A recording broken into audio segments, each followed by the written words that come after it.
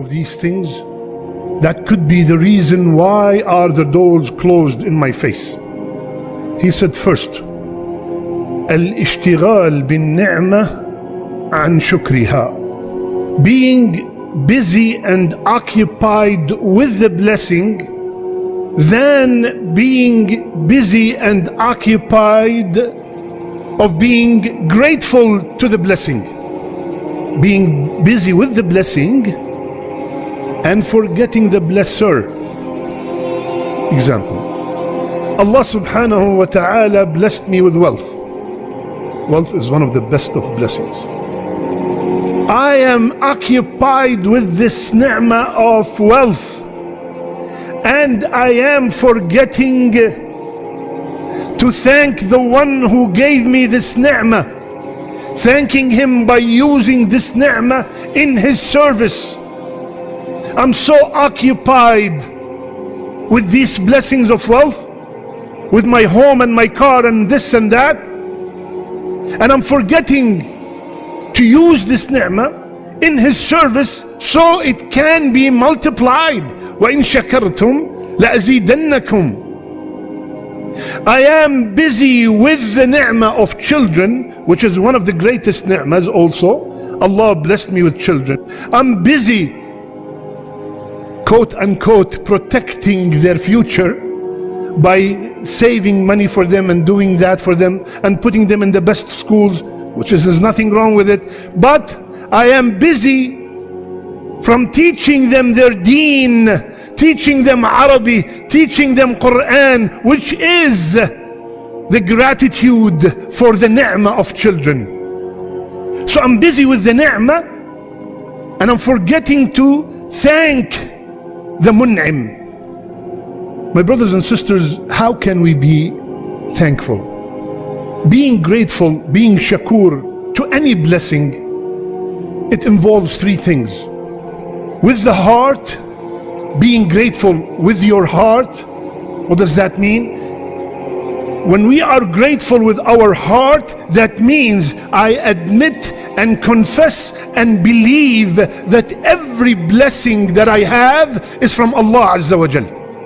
وَمَا بِكُم مِّن نِعْمَةٍ فَمِنَ اللَّهِ. This is how I am grateful with my heart, by knowing that this job is not because of my degree, because of my shrewdness, because of my smartness, because of my father, because of my tribe. No, this is because of Allah and only because of Allah Azza wa Jal. I do my job, I try, I work, I study, but at the end of the day, I always bring back the success to the Khaliq, to Allah Azza wa Jal. This is how I am grateful with my heart.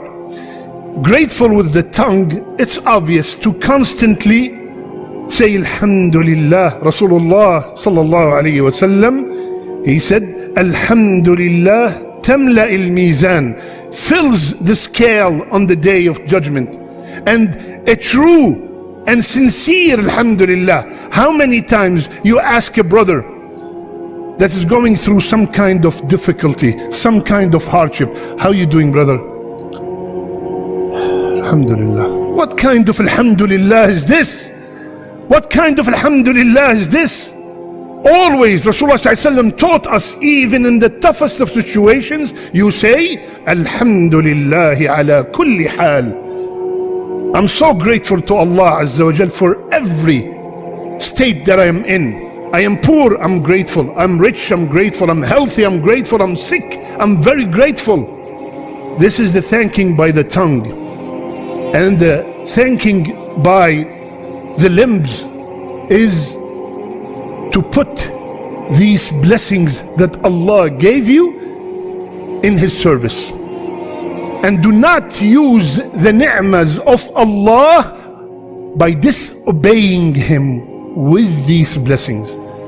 Allah blessed me with these eyes. Allah blessed us all with vision. And I take these eyes and I watch haram. Allah blessed me with ears that I can hear. We do not appreciate what we have until either we lose it or we see someone who does not have it.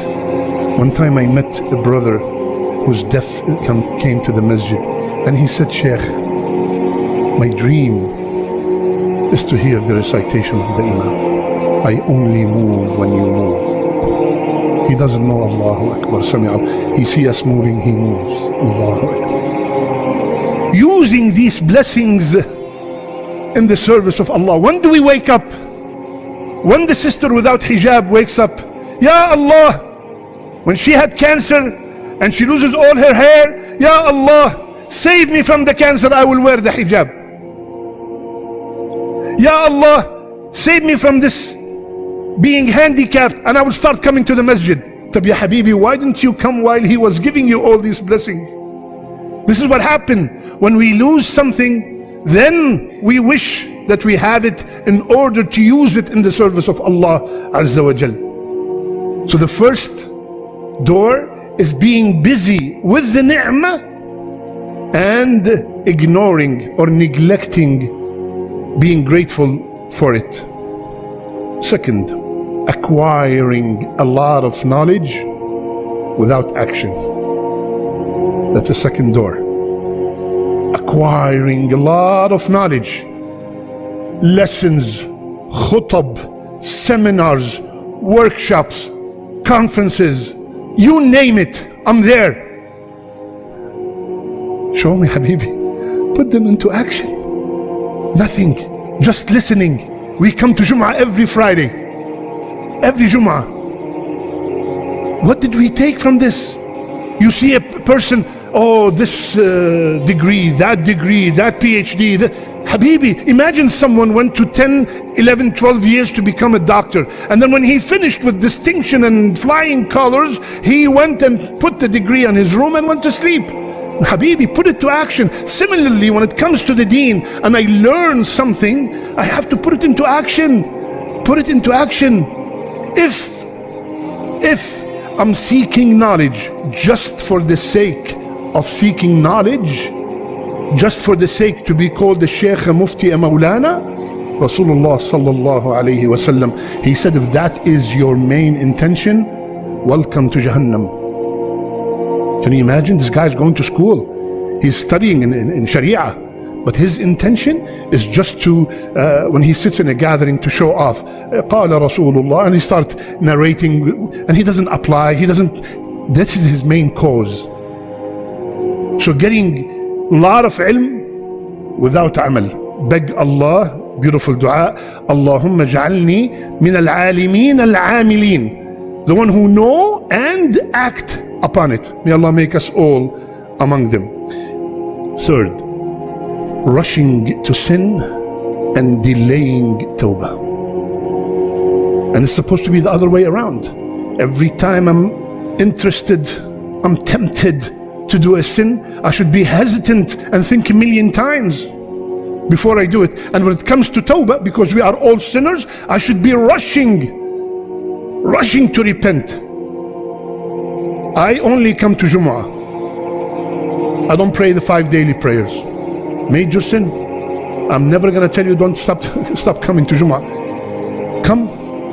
But now you are not performing the 5 daily prayers, which is a major sin, and you keep saying, Ramadan in 50 something days, I will start in Ramadan. I will start when I graduate, when I get married, when I have my first baby, when we move, as if I have a guarantee I'm gonna live. So I'm delaying the tawbah, even though I am immersed in a major sin.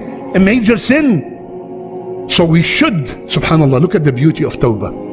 Look at the beauty. And I want all of us to imagine that there is nothing called tawbah. Can you imagine?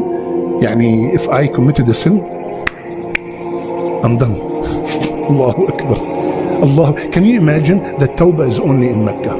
When رايح يا Sheikh? Where are you going, brother? Wallahi, I have to repent. I'm traveling to Mecca. Can you imagine? Can you imagine that tawbah is on Thursday at 4 a.m. only? But what if I die before that? Allahu Akbar. No, anytime, anywhere, any day, rush. Not only rush, Inna Allah yuhibbu tawwabin. Allah would love you. Don't let the shaitan tell you you are a major sinner, you're this, you're that. This is all from the shaitan. Allah said He loves when the person repents. Fourth, الاغترار بصحبة الصالحين وترك الاقتداء بأفعالهم. Bragging that I know the shuyukh, I know these righteous people, I know this Maulana, he's my friend. Bragging that you know all the righteous people and you do not emulate them, you do not imitate them. Look, I have a picture with the Sheikh so and so. I know him. You want me to call him? I know his number. We were hanging out yesterday. Say, why don't you follow what the Sheikh did? The Sheikh is always praising this and that, and I see you doing everything opposite. Bragging about knowing someone who's righteous and not imitating the righteous. And that is lately with the social media, this is becoming huge. No, one of the greatest blessing is to be surrounded by righteous people, so their trait, their actions will have an impact on your life. This is the whole reason, one of the main reasons to have a righteous company. When they see you going on the right path, they take your hand, and when they see you doing something evil, they tell you, hey, stop, brother, this is not right. Fifth, running after the dunya and the dunya running away from us. This person, this door, unfortunately many are inflicted with this door. Running after dunya. Finish this, I want this level, this position, this promotion. No stopping. And again, this is their focus. This is all their focus. You know, one time there's a story, it says that a man brought a woman to his father and he said, Baba, I would like to marry this woman. So the father, when he saw the girl, he said, wow, this is so pretty, it's not good for you. I want to marry her myself. So they fought, and they went to the police. When the police saw the woman, he said, neither of you, I'm going to marry her. And then the police fought with them, and they went to the mayor, same thing. Then the mayor went to the governor went to the president. When the president saw her, he said, this is mine. So she said, you know what, stop fighting, I'm gonna run, and whomsoever catches me, I will be his.